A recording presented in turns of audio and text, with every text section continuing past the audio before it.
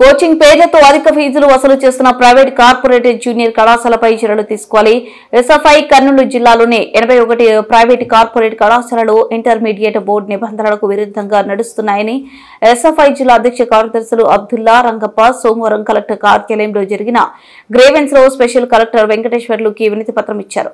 అనంతరం వారు మాట్లాడుతూ జిల్లాలో ఇష్టరాజ్యంగా ఇంటర్మీడియట్ బోర్డు నిబంధనలకు విరుద్ధంగా fire safety certificate, sanitary structural standards certificate, no objection certificate లేకపోయినా పరికరాలతో కూడిన physics, chemistry, botany, zoology labs, library లేకపోయినా విద్యా అర్హత లేని లెక్చరర్స్ కి రిక్రూట్మెంట్ చేసుకుంటూ కళాశాల కోర్సులతో పాటు వాటికి అందంగా neon IC, neon park, NPL super 60, C120, medical AIIMS 160, super China course, park Z street, NNPL spark, JEE, NEET, short term, long term పేర్లతో శిక్షణల విద్యార్థుల తల్లిదండ్రుల నుండి లక్షల రూపాయలు వసూలు చేస్తున్నారు అని అన్నారు.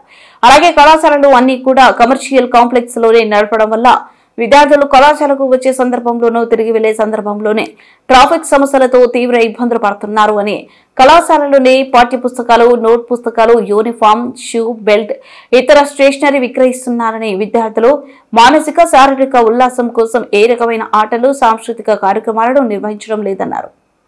ఈరోజు ఎస్ఎఫ్ఐ జిల్లా కమిటీ ఆధ్వర్యంలో కలెక్టర్ కార్యాలయంలో జరుగుతున్నటువంటి గ్రీవెన్స్ కి ఎస్ఎఫ్ఐ జిల్లా కమిటీగా స్పెషల్ కలెక్టర్ వెంకటేశ్వర్లు గారికి ఈ కోచింగ్ పేర్లతో జరుగుతున్నటువంటి మాఫియాను అరికట్టండి అని చెప్పేసి వినతి పత్రం ఇవ్వడం జరిగింది.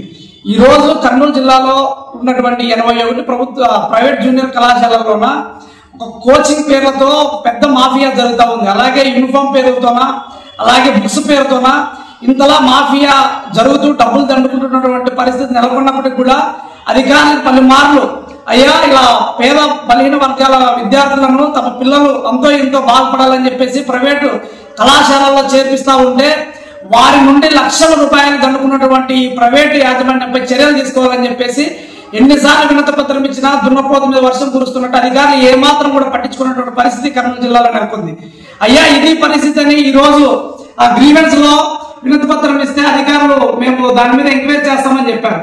అలాగే కర్నూలు జిల్లాలో ఉన్నటువంటి చాలా ప్రైవేట్ కళాశాలలకి సరైన పర్మిషన్ లేదు, అలాగే షిఫ్టింగ్ పర్మిషన్ లేదు, సరైన ఈ ఫైర్ సర్టిఫికేట్ కానీ లేదా పర్మిషన్ ఏమాత్రం లేకపోయినప్పుడు కూడా విచ్చలవిడికి అనుమతులు ఇస్తూ వాళ్ళని ఎంకరేజ్ చేస్తున్నటువంటి అధికారుల పైన కూడా చర్యలు తీసుకోవాలి. అలాగే ఏవైతే ఈ ఫీజులు కానీ, యూనిఫామ్లు కానీ లేదా బుక్స్ కానీ ఇలా అమ్మకం జరుగుతుందో వాటిపైన కూడా ఒక టీమ్ గా అంటే ఒక కమిటీని వేసి జిల్లా మొత్తంలో ఈ విద్యా సమస్యల పైన ఒక టీము వేసినటువంటి కమిటీని ఎంక్వైరీ పేరుతో జరిగి తర్వాత ఎవరైతే పాల్పడుతున్నారో వీటిపైన చర్యలు తీసుకోవాలని చెప్పేసి కూడా ఎస్ఎఫ్ఐగా కోరడం జరిగింది. లేని పక్షంలో విద్యార్థులు అలాగే తల్లిదండ్రులు కలుపుకొని పెద్ద ఎత్తున ఉద్యమం కూడా చేపడతామని చెప్పేసి ఈ రోజు స్పెషల్ కలెక్టర్ గారికి విన్నవించాము. కాబట్టి స్పెషల్ కలెక్టర్ గారు కూడా సానుకూలంగా స్పందించారు. ఖచ్చితంగా వీటిపైన ఎంక్వైరీ చేస్తాం, అలాగే జరుగుతున్న వాటిపైన సమగ్రమైన విచారణ చేసి ఎవరైతే చర్యలు పాల్పడుతున్నారో వాళ్ళపైన ఖచ్చితంగా చర్యలు తీసుకుంటామని చెప్పేసి ఆయన తెలియజేయడం జరిగింది.